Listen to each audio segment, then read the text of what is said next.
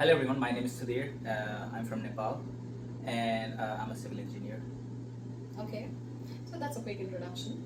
Could you please explain about your studies? Like, how did you end up landing in the United States? Like, go through everything. How did your 10th standard go? Then your intermediate. Like, I need some detail about it. Okay, so in my 10th grade, I did just well enough and then I got into plus two science, and after that I prepared for engineering entrance, and then after I got into the engineering program I chose civil, and after I finished that I came to the US to LSU. Like, did someone suggest you being here or? Yeah, so initially my plan was to go to Germany because I had heard that they have like fully funded positions if you want to do masters, or even if you want to do undergrad.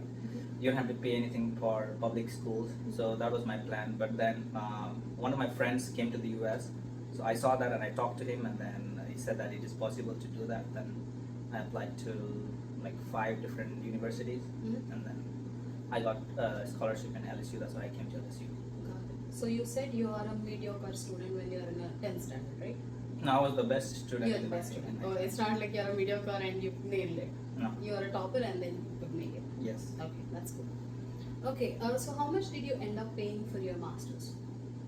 Uh, I didn't have to pay for my masters Okay, so why? because I got a fully funded position, graduate research assistantship. That's why I didn't have to pay. How did you get your position? So I applied to the university, and then I think my professor wanted a student because people kept leaving his lab. I think he was in need of students, so I approached him first. He didn't approach me. I approached him, and then he said he had a position. So is it like a process in the universities where like once the student gets admitted and they get the position as they reach the professors? I think it can happen either way. Sometimes students get position even before they apply to the university, because they can just talk to the professor and the professor can offer them and then encourage them to apply to the university. Or it can also be that you apply to the university first and then you come to the US and then talk to professors and then get the position. Okay, so it's either ways. You can either talk to your professor before coming to United States or before applying for the university, right? And if the professor agrees to you and likes you, he would be like, hey, I want to fund you. Also, I'm sorry. Also, I think that it is better if you have assistantship beforehand, because the most important thing for international students is the visa, right? And when you apply for US visa and when you go to the embassy for interview, then they'll look at the fundings. I think that is one of the most important things that they look at.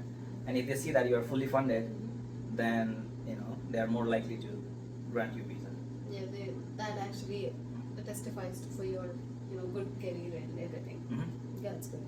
So I generally a lot of information is served on internet about the TAs or RAs, but hardly people would be speaking. How can you secure your position? Yeah, you have your offer letter. You are in the university. What are you supposed to be doing in order to secure your position throughout your master's program? I think in LSU, I think there are a certain list of criteria that you have to keep meeting to ensure that you keep getting funded. Sorry, I think some of them, I don't recall all of them, but I think one of them is that you have to maintain a certain GPA, and then you have to take a certain number of classes, certain number of credit hours, and you have to make progress towards your degree. Unless you cannot make a good grade, you cannot be having your RA, right? Yes. RA or TA. Yeah, but that it is very rare that the professor will pull a plug on your funding. What if you cannot, like a student cannot make a 3 GPA? I think they'll give you a 6 months extension to improve your GPA, and if you don't do after that, then maybe there'll be a discussion. Yeah. Oh, that's cool. Okay. So even if a student has their assistantship, how much money a student should be having before they enter United States, like for their necessities or for the leasing or the food or anything, everything? Just a quick. So first, so you pay for your airfare and everything, and then for me it was a little bit easier because I got a room inside the university. So I had, I made contacts with somebody through emails and then later on through WhatsApp. So it was a little bit easier. For me, I came with $1,000 because that is how much the banks let you Like, like exchange okay. in Nepal. Yeah. Okay, cool. So that's the limit. I think 1,000 or 1,500, something like that. But for me, the bank only gave me 1,000. So you said about the fare, and then So you have to pay for the fare. So fare you don't have to worry about that, right? Because you pay from Nepal, and then when you come to the US, you have to pay a deposit whenever you rent a place, and then you have to pay for that like around couple hundred you have to pay as a deposit, and then you have to pay the first month rent, and then you also have to buy like necessary items, maybe utensils, maybe clothes, maybe you need a new phone, maybe you need a new laptop, so all these things will depend on So did you get your new laptop? No, I didn't get anything. Okay. Yeah, I had a laptop from that I bought from back home, but I didn't use it. It was not in a usable condition. So a good thing about LSU was that the university actually provided us with a laptop. So LSU is Louisiana State University, right? yeah, you know that. Not the audience. Okay. Come on. So why did you? No, not why did you choose? Like, You can ask how me that. safe You can is ask me. LSU? You can ask me why did you choose LSU. Why did you choose LSU? Just ask again. Why did you laugh? Be Crap. professional. Crop. Okay. Yeah. Why LSU? Okay. Before I answer that, I want to say like I applied to LSU, that is Louisiana State University, and then I applied to Auburn University, applied to University of Pittsburgh, applied to University of Maryland College Park, and then I applied to Virginia Tech, and then University of Virginia. So these are the 6 universities that I applied to. I got rejected from University of Virginia. Everyone else accepted me, but I didn't get funding from any of those universities except LSU. And one of the reasons I didn't get funding, and that can be very helpful to prospective applicants, is that I didn't approach professors. I didn't know that I had to send emails and make contacts with the professor. I thought that because I had good enough GPA and I had good enough GRE score, and my IELTS was pretty good as well, I thought that the university would take that into consideration and the professor would approach me with an offer. So that's what my misconception was. But that is not the case. So you have to actually make the first move, and you don't even have to apply to the university to make approaches to the professors.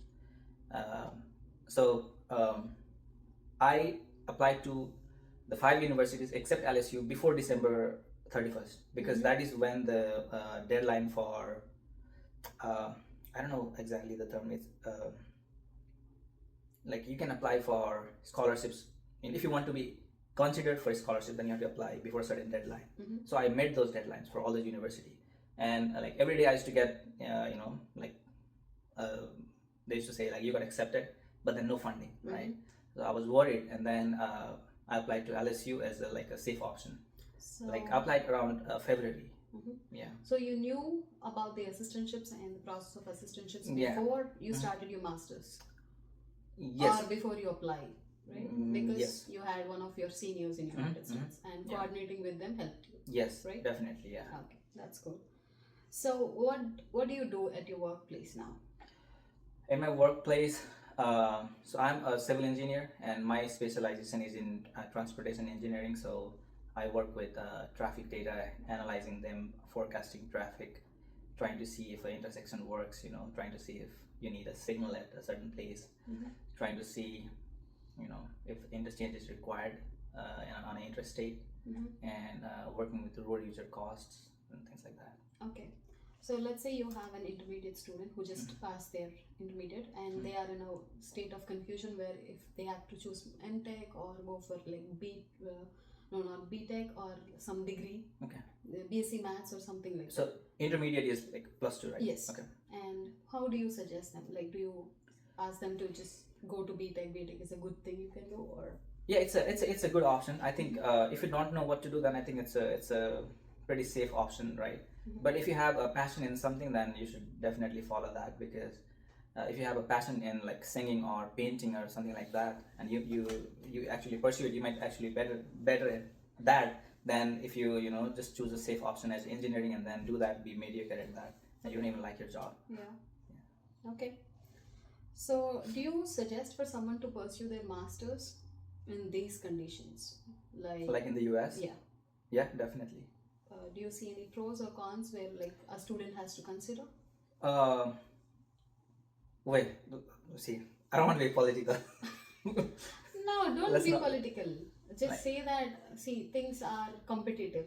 You can say okay. a lot Nothing of about the visa, right? I don't No. want to talk about that. No. Okay. You can do all of the things, stipends are getting tough. Hmm. You Oh, can- okay. I got it. Okay. No, you can ask again. Do you suggest for someone to pursue their masters in United States, and how is the job market for civil engineering students? Okay. Yes, I would recommend people to pursue masters in the US if you are in, especially in civil engineering, because civil is one of those fields where you will always have opportunities, where you will always have jobs. Mm-hmm. It's not like computer science where a new technology comes the next day and then a lot of people get laid off. Hyper competitive. It's not like that in civil. It's not as high paying as the other engineering, but it is pretty safe. Yeah. Okay. But if you want to do a master's, right now it is a little bit tough because a lot of universities lost funding, and a lot of research projects got cancelled, and so because of that, it might be a little bit more competitive than when we got into the US. I think when we got into the US, it was a very it was a little bit different because it was right after COVID, and during COVID, a lot of universities did not get students, right? So the universities wanted more students, so it was a little bit easier for us. But right now, it is, I think, a little bit more difficult, more competitive. Yeah, that is totally true. And then the other thing is that as time goes on, more people know about these opportunities, so naturally the competition increases. Like when I was doing my undergrad, I didn't know about this at all, right? But now I think people who are doing undergrad, they already know about these things. So yeah. How do you handle the situation when there are different terms on the H-1B status, like the 100K fee? Did that make you go into panic mode? Or you're like, it's okay? I think I was fine with it. Okay. So if a person is in that stage where they have to pay $100,000 and the person got fired, can you suggest any backup plans for that person? I mean, like, so you're saying somebody is in the US and the company has to pay 100,000. Yeah. But I think the USCIS has made it clear that it's not for people who are in the US. It's only for people who are abroad. Yeah. Let's see if things changed in the future and. Yeah, I don't wanna do hypothesis. Okay. So you got your job offer letter, right? And when you got your job offer letter, what are the major considerations that you have gone through the offer letter, and how did you decide that you want to choose that particular company? Did you do any thorough analysis, or you are like the fresher and where you want like, oh, I got the job, you just picked it?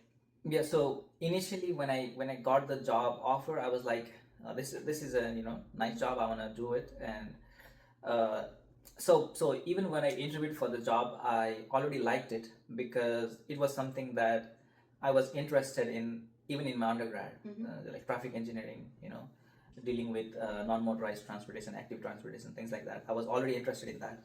I would have preferred to do a master's in that, but I did my master's in pavement. But I wanted to get back to traffic, so I was looking for any opportunities to get back to that. And when this opportunity came, I was really happy, and the interview went really well. The people who took my interview, they explained what kind of jobs I would be doing, so I was already very excited. And so that was my most important thing. I didn't look at the salary and stuff like that because I was obviously going to make more than what I was making it as a ZRA.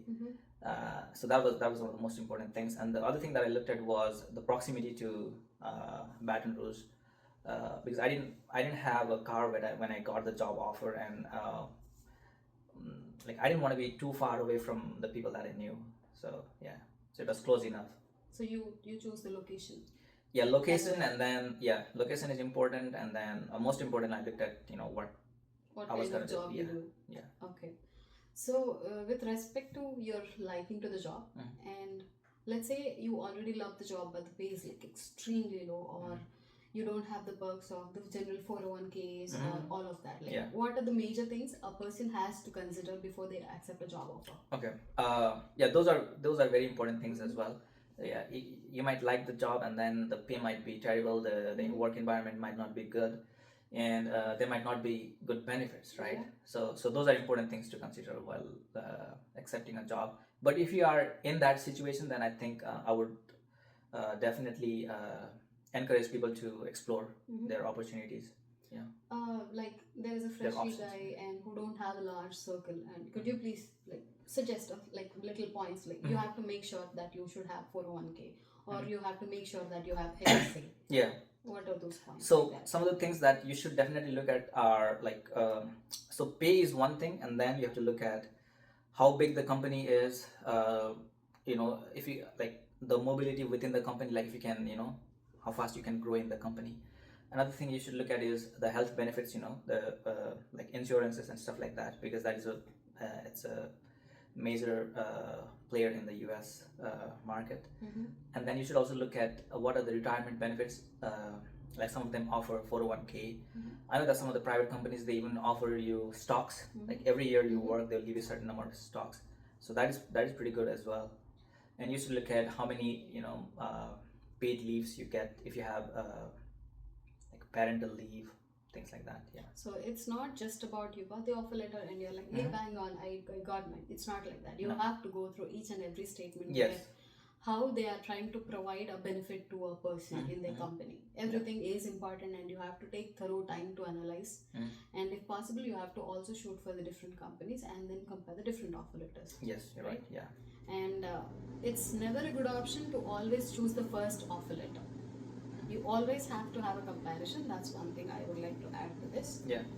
And so when you said about the insurance and the health market and the big game changer, what do you mean by that? So the companies will offer you health benefits. So they'll pay for a certain portion of your health insurance, and then you have to contribute a certain portion, and you have to see what those rates are. So you have to be blunt upfront, and then ask your hiring manager or whoever to see what the benefits are and how much you'd have to pay for a paycheck.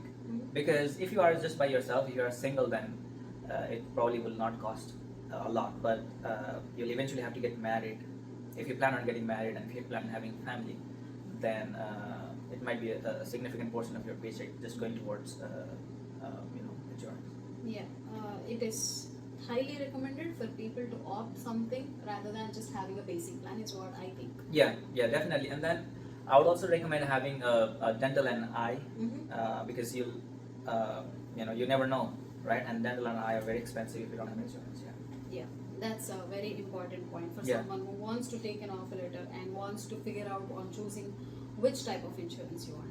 Because I have an experience of paying a lot of bill for the hospital, and he also have an experience. Can you please explain about what happened to you when you got, the pay, or no, when you didn't have your insurance card yet? Well, okay. So when I started the job, I think around maybe 2 weeks after I started the job, I think you had just joined, right? Yes. So around 2 weeks after I started the job, I got COVID. Yeah. I got diagnosed with COVID because I had like really high fever. My wife was worried. I was worried. I was more worried, and then she took good care of me. But then we had to go to the hospital. So we went to the hospital, and then the bill came out to be like a crazy number, right? And you just joined. Yeah, I had just joined, and my insurance had not kicked in. That's the crazy part. Yeah. So and then when we went to the what is it called, the Walgreens? What is it called? What do you mean Walgreens? Like where they sell medicine. Pharmacy. Okay. So when I went to the pharmacy to get my medications, it was like $1,800. Wow. So if you don't have insurance, then it can get pretty crazy. Yeah. So that's why I recommend having insurance. I recommend having better than basic insurance. You don't need to get premium if you don't have any underlying health condition. But anything can happen at any time, so I would say just get the mid-tier also. Yeah. Because I also had some health issue, and then I was supposed to be having a direct ER room, and then I had to pay around like almost $3,000. I ended up being broke for so long.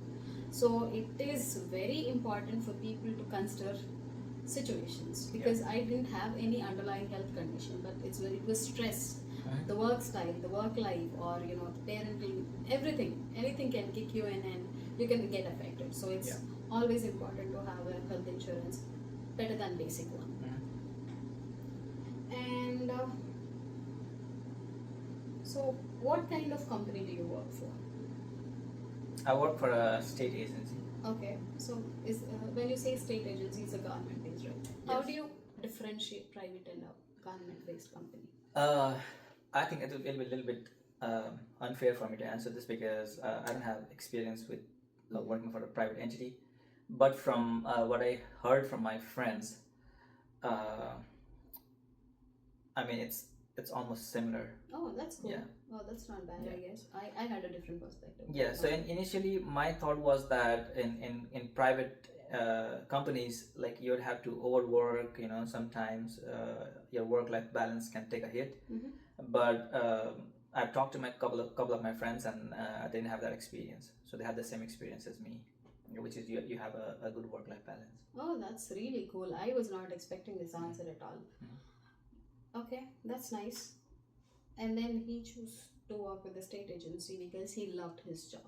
Yeah, initially, even when I was in LSU, I worked for Louisiana Department of Transportation, and so I had already had like a little bit of experience working for the state, and I like that. Can you you did already answer, but I just want to have can you give non-negotiables before you accept a job offer letter? What are the non-negotiables? Okay, wait, pause. So what are the answers? I don't know. I don't know. I just have. So what questions. are the non-negotiables? Like you would say, I should love the job. I should like the pay. I should have my health benefit for sure. Yeah. I should all those things I mentioned. Just give it as bullets. So pay, then benefit. Okay. When you what is the exact term you use? What are the non-negotiables that you are supposed to consider before you accept a job offer letter? I think some of the things that you should definitely consider would be something like, if you actually like the type of work that you're gonna do. So you should always ask for what are the duties and responsibilities that you will be assigned, that would be expected from you. Small thing. I am asking you to list out again is because a lot of people would be like, it's okay, I can take the load. I will just accept the offer letter, and then I'll be learning at the site. That's what a lot of people's mindset would be. Which is fine, but that's not what I'm saying. I'm saying you should look at, if you are gonna like for example, if you are somebody who likes doing work outdoors on the site, and your job is gonna require you to just stay indoors and just use computers all day, so it may not be a good fit. So that is one thing. That is one of the most important things that you should look at. Okay, because you cannot go to your work every day stressed. Yes. Even if the pay is great, the benefits are great, if you don't like doing a job, then you're going to do a terrible job. And even if you do a good job, you're doing a lot of harm to yourself. Yes. Okay, so you'll burn yourself out. So that is one of the most important things you should look at.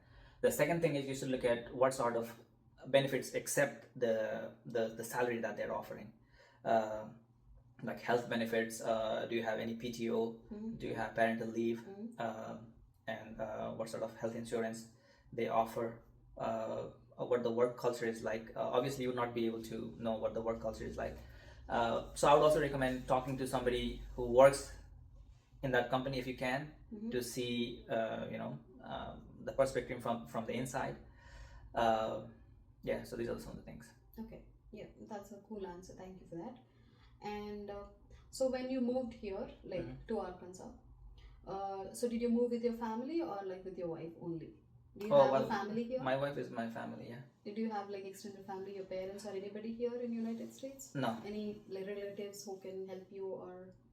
Unfortunately, no. I have friends. I have a lot of well-wishers, no blood relations. So how did you cope up with the struggles? Well, it was a little bit easier for me because I was living by myself in Louisiana, so when my wife came here, it was like so much easier for me. Yeah. Yeah, it was a great sense of relief you had Yeah. when she Mhm. entered. Mhm. That's cool. Yeah, and then I had really good friends, so they helped me as well. Mhm. Yeah. And once you shift your stage of life from Mhm. student to earning person, how do you budget your life? Like how do you budget your finances? Like do you Mhm. follow a 50-30 rule like generally people say, or I wish I did, but I think I should. But I've not been. I should be honest. I've not been very financially, as good as I should have been. But I'm trying. Yeah, I'm trying to learn. did you figure out something? Hey, yeah, this is a good thing. And Yeah, you I should think follow I think you should definitely. Uh, you know, there are certain expenses that you have to make, no matter what. Like you have to pay your rent, you have to pay your internet, your phone. If you have a car, you have to pay your insurance, gas, and everything, groceries, and everything. And then I think I would also suggest people to invest some money in stocks or anything that can give you dividends later on. I would also recommend people to save a certain amount for emergencies. Yeah. Yeah, it's important to build some emergency fund for Yeah. unexpected things. Mhm. Yeah, that's a cool and important suggestion I got. Thank you so much. And I know you passed your FENP in first go, and congratulations on it. Thank you. Could you please, give the bullet points or everything or anything which comes into your mind when it is FE separately and PE separately? Don't Okay. mix both of them. People can be preparing only for Mhm, FE, mhm. so go for the FE first and Okay. then go for PE. Okay. So FE, I took my FE in 2023, like I think like 6 or 7 months after maybe a little bit more after I've been in the US. Yeah. And for the FE, I watched a video by a guy called Mark Madsen. Shout out to Mark Madsen. He has a YouTube channel. He has, I think, 17 videos, 16 or 17 videos. If you watch all of those and if you solve all of those problems, I think you'll pass easily. Is that what you like? You'd be interacting with so many people outside, Yeah. right? Is So- that the same thing that you heard from the others as well, or Yeah. did they also have some more to add? So I think I don't remember if somebody recommended me Mark Madsen. Maybe somebody did. I don't know if I found it myself. I don't remember that. But when we started, me and my in a group of friends, when we started preparing for the FE, we didn't have resources. We didn't know where to start. And when we saw the syllabus, like what the questions were going to be from, the topics, we were overwhelmed. There was so many things that you need to study, so we didn't know where to start. But luckily, we had a friend. He gave us a lot of resources, and when I saw the resources, I was even more afraid, because That's he a gave us lot. like 800 questions, 1,000 questions. Like I thought, I'm not gonna be able to solve all this. Maybe I'll never pass my FE. But then I found, or somebody suggested, I don't remember that detail, but when I saw Mark Madsen and then I solved those questions, I felt pretty confident that I grasped. A lot. I grasped the concept, because what those videos do is he combines several concepts into one question. So you're never gonna get questions like that in the FE. Okay, like those questions are like 10 times more difficult than what you're gonna get in the FE. So I basically prepared with that. Yeah. Okay. So I'm sure you would have spoken to Also, other people. I also just to add, I'm sorry. That's okay. Just to add to that, I also saw like testimonies from a lot of people saying that after they solved Mark Madsen, they took the FE and they passed. That gave me confidence that I thought, oh, maybe I just need this. I don't need to do all those things, because sometimes what happens is when you study too much, when you have too much resource, you will concentrate on. Suppose you got that 800 questions FE book, you'll concentrate more on solving all those 800 questions Yes. than on grasping the concepts to pass the FE. And I think it can be detrimental to your preparation. Okay. So do you think you have added everything that a person is supposed to be having for FE? Yes. So another thing I would like to add is, so do the Mark Madsen definitely, and then get the NCEES practice set. If you have older sets, it's even better. If you have a lot of sets, it's better. Then solve those. I would also recommend keeping one set untouched, like don't solve it at all until you're 1 week away from your actual test, so that you can test yourself. So other questions you can practice, but then keep one set. Like don't look at the question, don't look at the solutions, Okay. and try it at home. And if you are able to solve those, if you are able to get at least 75%, then you should be ready for your exam. If not, then maybe just move your exam and prepare more. Okay. What do you think is an optimal time period where a student has to get their FE? I think it's easier if you do it while you are still studying. Yeah. Do you think? Like during the summer break, that might be Do the you time. suggest it should be like a compulsion for a student, or is it like a liberal thing where he can do when he's at the work as well? What do you suggest? I would strongly recommend people to get their FE before they graduate. Yeah. That's it. Yeah, in several universities in the US, they actually require you to pass your FE before they graduate you in their undergrad. Yeah. So if you're doing a master's here, I think you should definitely get your FE. That's good. Yeah. How about PE? PE is the same. If you have time, I think it's better if you do it while you're still studying Sorry the to master's. disturb you, but how much time did you take for FE for the preparation and for the PE? I need the timeline as well. So for the FE, I think I took a month. For PE, I think 1.5 months. Like, I am sure the months would be helpful, but how many hours a day? Oh, okay. So I think I spent more time for the FE than for the PE. And this is interesting. Like I found the FE exponentially more difficult than the PE. It might be because I didn't have enough resources to, because I just watched the YouTube videos. So it might be just barely enough. And in the FE, you have to study so many topics, topics that you have not studied in years, like concrete and things like that, which I don't have to study. Which I don't have too much interest in as well. So but for the PE, it was much easier.